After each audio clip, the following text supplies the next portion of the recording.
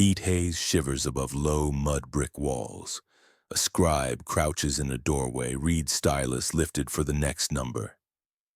Yesterday, this household received 6 measures. Today, the ration line narrows to 4. The stylus hovers, then presses the new truth into wet clay. In the alley, the canal murmurs past like a promise already spent. What survives from Lagash and neighboring is not rumor but arithmetic. Barley ledgers scratched into tablets, canal taxes tallied, tallies of lost harvests baked hard by sun and time. Read closely, the numbers begin to whisper a pattern. As elite estates expand, their water allotments grow broad and regular. Communal fields downstream, meanwhile, show a creeping deficit. The earth whitens, yields fall. A city that once turned silt into bread starts to taste salt. Was the sky to blame? That is the official line in hymns still copied centuries later. Poems praising prosperity, offerings, order. Yet beside those triumphs, ration lists snap tight. Work crews are reassigned from dredging shared ditches to servicing temple embankments. Repairs come late, if at all, to the quarters where the poor sowed the same fields their parents did. Over-irrigation, unmanaged drainage, and favored sluices do the quiet work of theft, without a single spear raised. On another tablet, a scribe has drawn a careful wedge across a shortage entry. In later copies, that line will be missing altogether. It is hard to starve a people in peacetime. It is easier to salt their soil by policy, to tilt a gate a few degrees, to let brine creep in by inches until the next season's numbers can be blamed on weather. If famine was engineered, the first cities proved that food is a lever of control. They learned to turn barley into obedience, drought into doctrine, absence into paperwork. And once the stylus certifies the loss becomes law.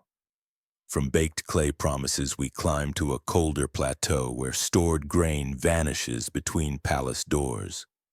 Hoarfrost shines on sealed storage jars lined like soldiers in a royal depot. The wax and clay ceilings are perfect, no cracks, no theft. A winter road approaches and then veers away. Hoofprints fade where a gate remains shut. In the hills beyond, hearths have gone cold. Only the ration tokens remain, scattered in house dust like the teeth of an old comb. Central Anatolia left us a paper trail you can hold in your palm. Granary ceilings impressed with bull and lion. Famine letters petitioning relief. And lists of migrants who reappear far from home in the next season's registers. The palace edicts are eloquent on price controls. What grain shall cost, how merchants must sell, when reserves will flow. Yet the seal impressions tell another story. Caravans leave the royal barns and bypass villages mapped in earlier distributions. The shipments go to garrisons, to loyal estates, to allies whose oaths have been refreshed, always refreshed, by the timing of the release. An empty village is a quiet indictment. Fields left fallow, granaries pried open from the inside, cattle tracks leading not to pasture but to a canyon road. The people who once filled these rooms have been renamed and relocated. Migrants, as if winter had sprouted legs to carry them away. Later, when harvests recover, the palace annals will recount just relief, mercy extended to all. Of the sealed depots that never opened, the record is silent. Of the households that bartered their future for a sack.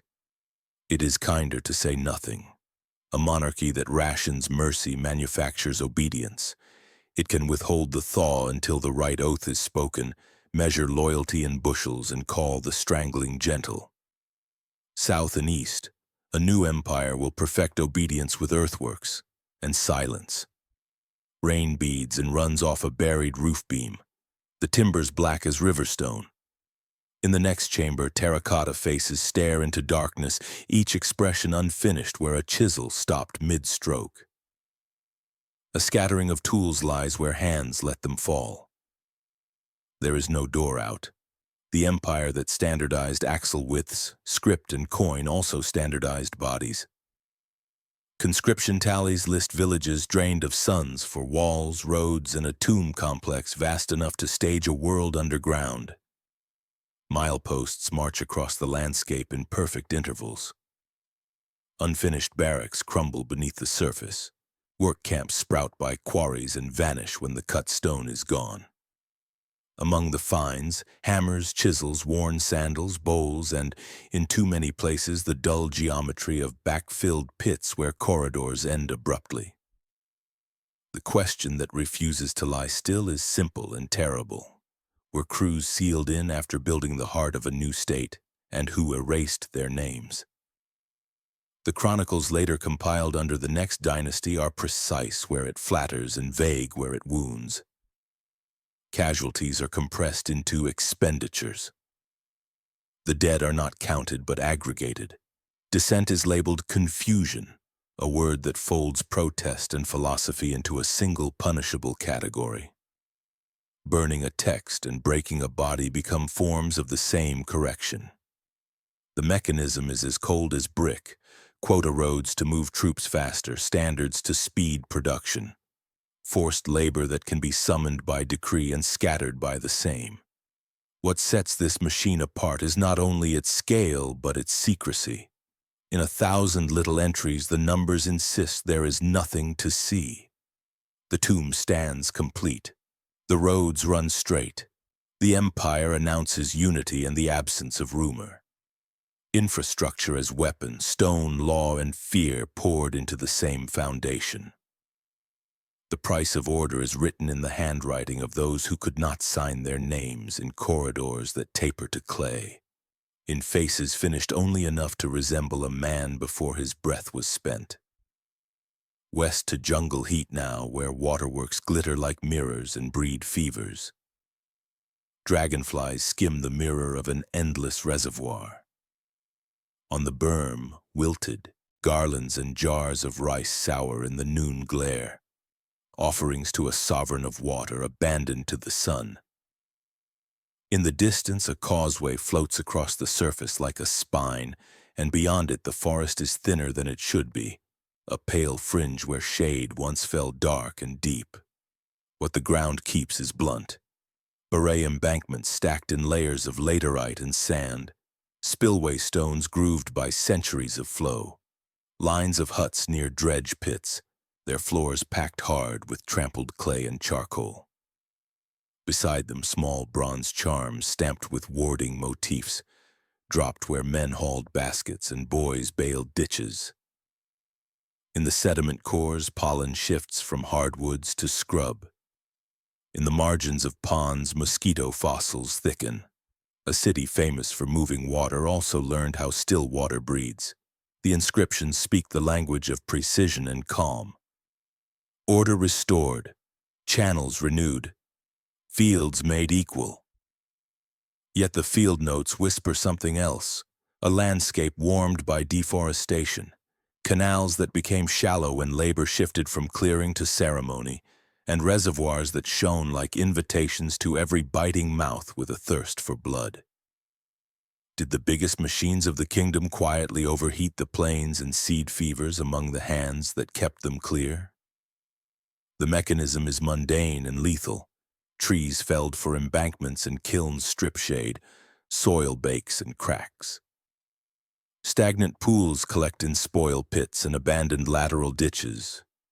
Fish retreat with the dry season. Larvae do not. Corvée cycles draw families back again and again to the same wet cuts, their debt to the crown measured in dredged cubic feet. A cough follows the rains. A chill follows the cough.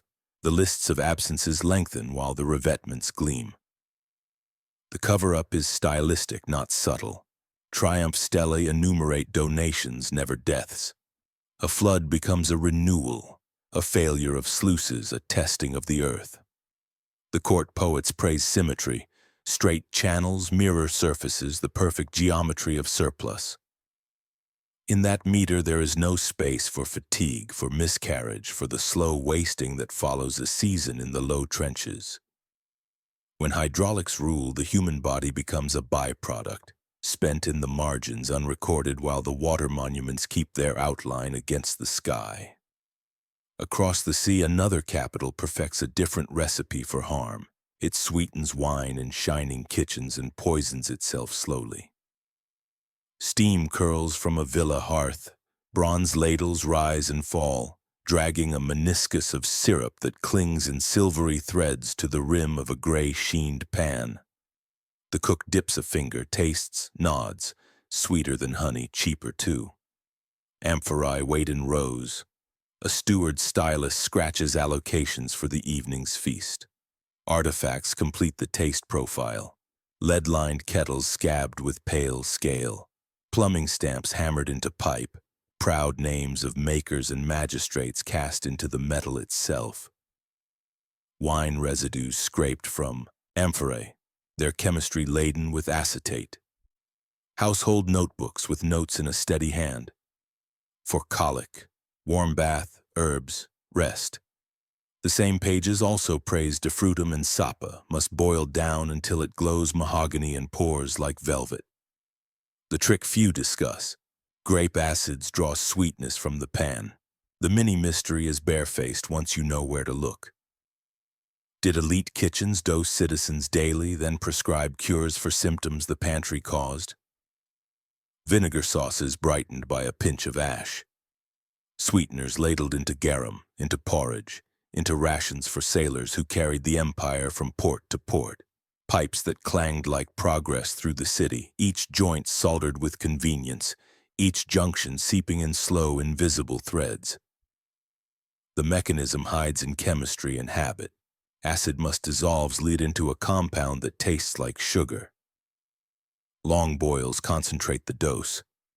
Pipes run cool and clean in the aqueduct engineer's speech. But water lingers in cisterns, sits in dead-end lines, and eats at joints. The city's appetite is a system. The system is a loop. In it, sweetness and status reinforce each other in a cycle too pleasurable to interrupt. The cover-up is simply a matter of what not to say.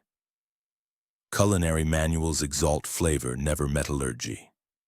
Aqueduct inscriptions boast of span and drop, not leaching. Court physicians write of melancholy, pains of the belly, weakness of the limbs, prescriptions as elegant as they are imprecise. When symptoms pass to the poor via ration kettles and cheap vintages, the ledger records the expense of grain, not the cost, in minds that blur and bones that ache. Taste becomes policy. A capital seasons loyalty with harm, and the harm travels with every ship and marching column that carries barrels and pans to the edges of the map. West now to red mountains, where the same civilization turns water into a bomb. Dawn pulls the fog out of scarred cliffs the color of iron-rich clay. In the ravines, channels cut like veins carry a murmur that grows without thunder. Then the hill sighs, drops, and flows, an engineered avalanche sluicing into buried trenches, timber galleries folding like ribs about to crack. What remains is a manual and a grave, earthen pipes stacked by the dozens, their mouths flared to slot into one another in long, pressurized runs. Collapsed galleries braced by rotten posts, their floors scored with sledge marks. Funerary steles without names, just motifs for pick and bucket. Treasury tallies that chant yield in dry columns, so many pounds this season, so many next. The mines of Las Médulas are a landscape written by arithmetic and erased by mud. The puzzle is the blind spot. How many lives did Ruina Montium consume, this wrecking of mountains by head of water? And why do the ledgers speak only of metal? To break bedrock, the engineers diverted rivers into high reservoirs. At the signal, sluice gates released a column that punched the hills hollow, flooding galleries so crews could pry at loosened seams and haul the slurry to washing fields. When the head collapsed ahead of schedule, there was nowhere to run. The mechanism is a schedule designed to break bodies. Forced labor pools are levied from distant provinces and condemned crews. Rotations move them from dig to ditch to washing trench and back again before muscles knit. Winter chills, summer heats, and the red dust that cakes throats and lungs do the rest. Timber braces rot, the slope weeps, the flood is late, the flood is early. In every scenario, the mountain arrives where men stand. The cover-up is bureaucratic and eloquent. Imperial reports praise surveying aqueduct gradients, the genius of turning topography into money. Casualty accounts, where they exist at all, fold deaths into losses to erosion, as if ribs and skulls were merely sand. A field commander may request replacements. An accountant may note the added cost of slave purchase or tax levy. The column of gold glows steady, indifferent to names. An empire bankrolls itself by liquidating mountains and people, then paves its triumph roads with both. The red cliffs remain honeycombed and hollowed, a ruin so beautiful that visitors forget to count. Back across the sea, a democracy will mint its fleet on the backs of the unseen. The ledgers will shine, the oars will blur, and the bodies will be filed under necessary.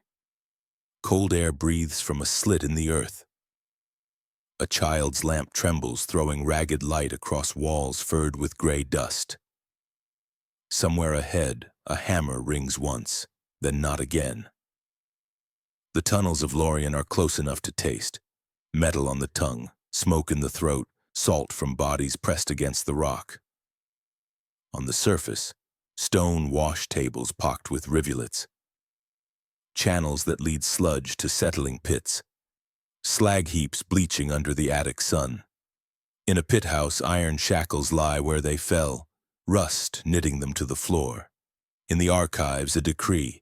New silver to underwrite shipyards, pay rowers, guild festivals that glow brighter than any lamp underground.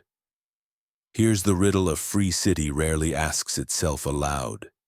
Can you praise liberty while your coin is struck from someone else's airless dark? Athens tells its story in triremes and juries, theater and debate. But beneath the stage, miners and mill boys grind ore to powder, sluice it with tainted water, and breathe the dust that the city refuses to name. The mechanism is as tidy as an account column. Enslaved crews, captured, bought, or pledged through debt, descend before dawn. Ore is broken in galleries propped with green wood. The fragments are crushed, washed, roasted, and smelted. Lid hisses and spatters as silver is coaxed free. The wash water poisons the ground. The fumes wreath the furnaces in a sweetness you can smell coming. Profits are earmarked in neat lines. So many talents to hulls, so many to oars, so many to the stipends that make voting days full. And the cover-up? It's as public as a parade. Civic inscriptions glorify sailors and strategoi by name, list donors and victors, carve marble with the city's brightest self. In those same stones, miners appear only as quantities. Hands. No ages, no faces, no graves, just capacity measured like timber and pitch. The stakes are blunt. The price of participation is paid by those who never held a vote, never saw the sea, their labor armored. A constitution shines, a shaft swallows. If a city anchors its freedom in underground suffering, what exactly is minted when the die falls? Wind threads the reeds, a barge bumps a key. In a room no bigger than a stall, a clerk's brush moves without pause. A name, a measure, a due date. The stroke dries, a life narrows. Outside, the fields glimmer with promise. They always do before the water misbehaves. Artifacts pile up like receipts because many of them are exactly that. Tax rolls that sort people into columns and subcolumns. Grain bank chits with seals pressed deep. Foreclosure papyri that carry the calm tone of inevitability. Petitions pierced with cords, their margins stamped refused. In one, a tenant pleads that the flood ran too high, in another that it ran too low. The conclusion is identical: pay. The mini-mystery writes itself in ink that doesn't fade. Did royal banks create debt on paper, then seize land, whether the Nile brought feast or famine? When the river gave generously, assessments rose. When it failed, arrears compounded. Collateral crept from field to labor, from harvest to hands. And when amnesties arrived with fanfare, their clauses braided mercy to loyalty. Declare yourself, attach your oath, accept the crown's terms. The mechanism is the bureaucracy's quiet strength. Tax in kind for grain and flax, in coin for trade and craft. Calculated, recalculated, and recalculated again when inspectors convert rumor into levy. Shortfalls breed interest that doesn't sleep. The ledger remembers when people try to forget. Granary banks, state organs with smiling names, extend advances in hungry months, then harvest not only grain but titles to the earth it grew from. Whole hamlets find themselves tenants on plots their grandparents once named without looking at a document. The cover-up is ceremony. Royal decrees trumpet remission, copied and recopied on fine papyrus. Heralds perform relief.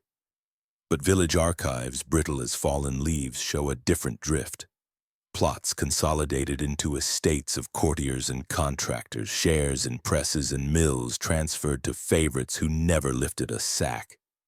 When the archive owns you, nothing else needs to. A glyph replaces a fence, a stamp replaces a door. In the Delta's green geometry, freedom is a margin note that can be erased. Dust rises in slow veils from a royal highway. On palace walls, carved panels parade tidy lines of captives with bundles on their backs and children on their hips. The stone is silent.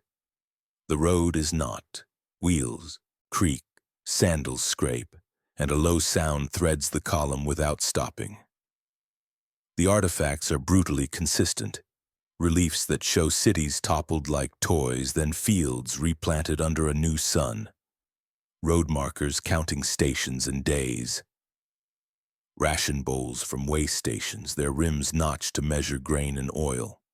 Clay tags that list not just heads, but families, assigned to new districts like tools to a workshop. The empire's handwriting is everywhere, and it has learned to spell the word care with a straight face. Here is the mini-mystery, the victor's answer before you can ask it. Could forced resettlement be sold as mercy? Protection, even, while emptied cities smoke behind the marching column. Yes, if you master two arts at once, logistics and narrative. The first breaks resistance by scattering it. The second replaces the broken record with a shining one. The mechanism is a system with a spine. When a city balks, the army takes it and takes its people.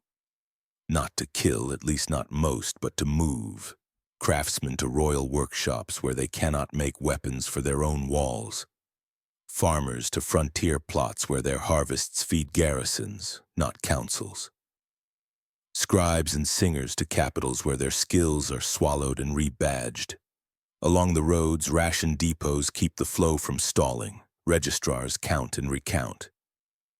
Families are units. Units are interchangeable. The map is a grid to be repopulated at will. The cover-up is carved deep and high. Annals rename expulsions as care, bringing in, settlement, always with a basket of fruit somewhere in the sentence.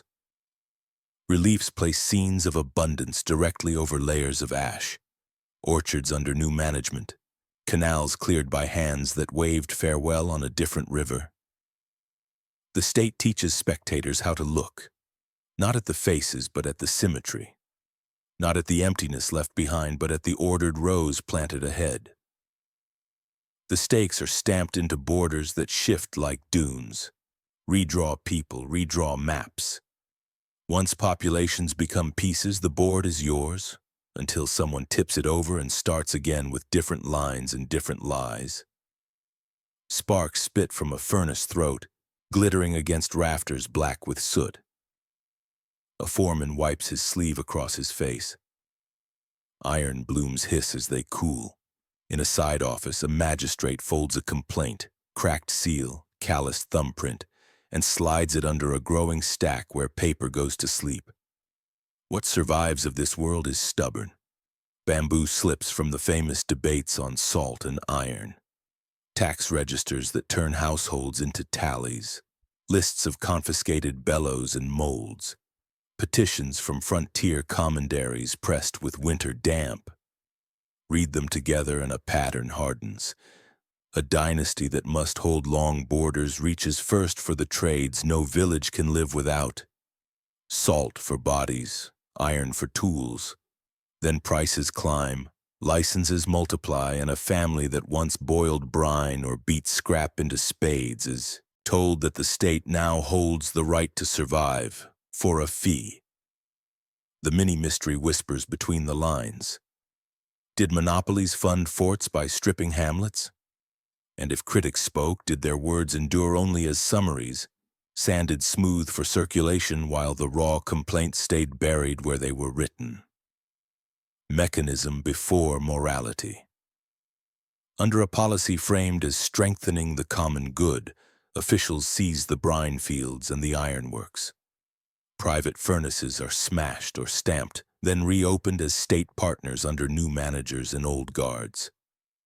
Prices rise, fines stick, and those who keep a hammer in the shed are labeled against order. Patrols weigh cauldrons, scribes count tongs.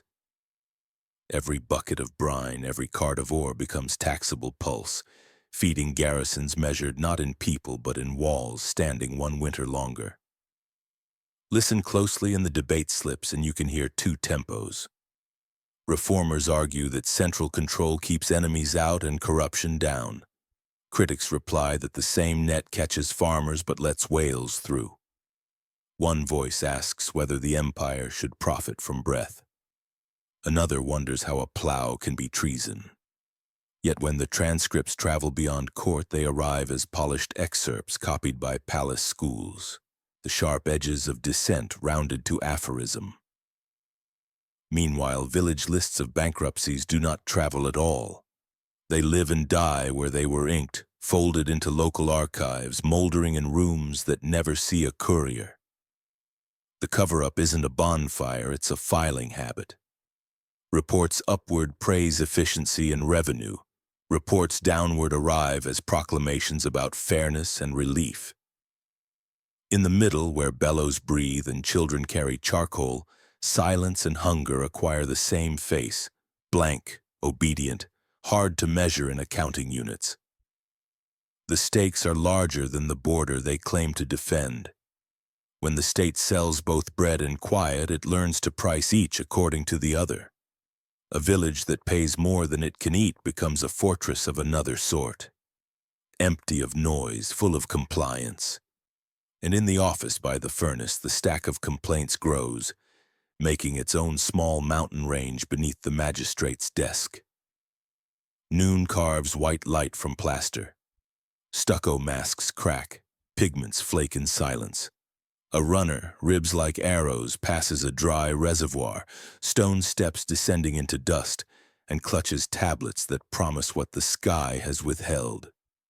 We have the puzzle pieces, tribute glyphs carved late and careful, their dates corrected by fresh hands, silt cores from reservoirs that thicken into clay during long, lean years, market tokens that show a bustle shrinking to a trickle, murals painted over in haste, triumph scenes laid atop empty granaries. The question is as unforgiving as the sun. As rains failed, did courts raise levies, pull maize and labor inward to conserve prestige and, without saying it, sacrifice their cities' margins to keep command, plazas bright? Mechanism by increments. As clouds abandon schedule, tribute bands ratchet in half measures. One more basket, 2 more days per month. One more canal extension to capture a flood that never comes. Work parties dig and dredge, the jungle gives its timber. Terraces creep higher. Causeways are swept for pageantry even as storehouses echo. It is engineering as mask, new reservoirs, new spillways, new stairways for ceremonies that promise the return of balance. But silt cores tell us that water stood and soured. Canals choked when laborers were sent to build platforms instead of dredging channels. The effort of endurance becomes a show for itself. The cover-up is brilliant, literally. Late monuments redate victories, backdating campaigns to times when food was sure, transposing scarcity onto years no one wants to remember in stone. House floors preserve a record the stelae refuse. Fire layers and smashed pots in neighborhoods that never make it into inscriptions. Market tokens vanish from some sites long before the last monument is raised. The last to be taxed are the first to leave. Their silence is not recorded where the tax rolls end. In the courtly inscriptions, abundance is permanent tense. Gifts flow. Names stack in columns. In the skirts of the city, a different grammar takes hold. Room by room emptied, corn cached and then stolen, wells shared until they can't be. A ruler calculates: if tribute holds, the center endures. If it fails, the center loses its voice. So tribute holds as long as feet can walk the causeway. When they can no longer, the plaza still pretends, with performers borrowed from hunger, with banners that hide the dust. The stakes are brutal in their simplicity. A calendar cannot make rain. It can, however, collect it, convert the promise of water into the fact of levee. And when the last runner staggers past a dry reservoir, tablets under his arm, he carries not hope but inventory. The air is thin enough to ring. Snow crystals drift like moths across a stone platform set against a sky the color of metal. Beside an offering niche, sandals lie where they were untied with careful hands. On a bed of woven cloth, a face rests, soft, untroubled, perfect in sleep that never ended. What the wind couldn't take, the cold kept. Mountaintop platforms with their rings of stones, dried coca packets, miniature llamas of gold and shell, textiles with feathered borders that flicker like small flames. And inland, far from the peaks, administrative quipu knotted with lists of gifts drawn from provinces. Maize, cloth, animals, yes, but also children. The mini-mystery is not whether the rites happened. The high roads still run to altars where frost keeps the past close. The question is how submission learned to call itself honor. Were these high-altitude offerings framed as elevation, families folded into imperial prestige, so that coercion could be lived in public without anyone daring to speak the small words of terror? Mechanism is empire in the second person. The center sends summons to provincial overseers, quotas of runners, quotas of carriers, quotas of levy items for the next festival of the sun. Among those items, chosen youths, selected for beauty, lineage, or geographic balance, are led to training houses where they are dressed, fed, and, some sources imply, prepared to be more symbol than child. Messengers carry them along roads that notch the Andes like stitches. The walk to the sky is slow by design. It is meant to be seen. On the peaks themselves, the ritual is the state's geometry drawn in snow. Platforms built with stones carried past where breath grows sharp. Offerings placed in cavities cut by hand at the roof of the world. Chicha, coca, songs that match footstep to step. Then the cold, a collaborator no edict could command, only arrange. In that thin air, obedience takes its final shape. The empire collects exactly what it asked for and lays it down where no village can reclaim it. The cover-up is a narrative of unity that leaves out the deepest fact, consent. Official recitations praise the breadth of provinces represented, the gifts gathered from ocean to highland, the perfect stitching of many peoples into one cloth. Quipu that mentions selections, not quantities, regions, ages, roles. None record a word for yes. Family grief passes into oral memory that the archive does not know how to bind. The stakes are this stark. The ultimate tax is paid in breath. There is no appeal from ice. A child chosen becomes a province's proof of loyalty carved into the skyline. a message for rivals and heirs both. And on the way back down, the road is longer than the climb. Across these 12 worlds, 4 quiet mechanisms repeat until you can hear them even in the gaps. Extraction. Grain taken through taxes that rise when rain falls and when it doesn't. Silver drawn from rock at a cost counted in lungs. Salt and iron priced upward until tools themselves pay tribute. Engineering. Canals and reservoirs that promise order but turn heat into sickness. Roads and galleries that discipline bodies as much as they move goods. Fortifications funded by monopolies disguised as protection. Relocation. Miners driven underground. Families marched along royal highways. Children led up beyond the tree line so a message could freeze into permanence. Redaction. The lines chipped out, the dates rescribed, the debate polished before copying, the petition that never left the county office. Food and water become levers. Roads and reservoirs become traps. Archives bless the damage after. In each case, the claim is stability, safety, unity, prosperity. The receipt is hunger, hazard, dispersal, and forgetfulness. It is not that the records lie outright, though sometimes they do, but that they leave out the nouns that matter. Hands, not names. Gifts, not children. Care, not expulsion. Order, not silence. And it is here that the meta-question rises like dust you cannot quite sweep out of the frame. If ancient power could hide civilian suffering behind hidden history, sealed vaults, polished debate summaries, and edited tablets, how much truth still sits in storerooms, mislabeled and undisturbed? What untold story survives only where a scribe's hand slipped and forgot to lie? We count crates and copies and believe that we have counted people. We read victories and assume they were shared. We see a canal and imagine water moving toward mouths, not mosquitoes. We see a fleet and imagine pay chests filled by pride, not by tunnels where lamps shook in stale air. Perhaps the most unsettling pattern is that the harm rarely announces itself at the time. It arrives as a policy, a right, a fix. Set a price for salt to fund the frontier. Expand a reservoir to keep the calendar. Move a city to feed a granary. Choose a child to smooth a map. Only later do we find the traces the official voice did not plan for. Lead in bones, silt layers that rise to choke stone mouths, shackles fused to pit house floors, quipu knots that line up with empty beds.